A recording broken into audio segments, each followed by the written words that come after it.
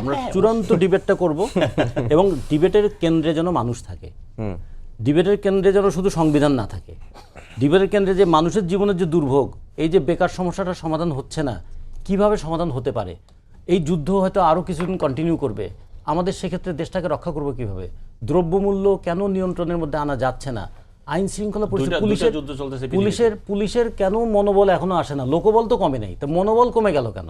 তাহলে এইটা আমাদের দেখতে হবে।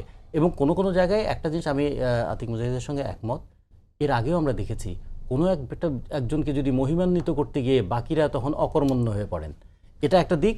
দ্বিতীয়ত হচ্ছে তাকে সমস্ত আক্রমণের লক্ষ্যবস্তু করে ফেলেন, ফলে অতি প্রশংসাও খুব খারাপ, এটা ঠিক আছে, অতি প্রশংসা কখনো কখনো একটা ফেসিবাদের জমিনও তৈরি করে।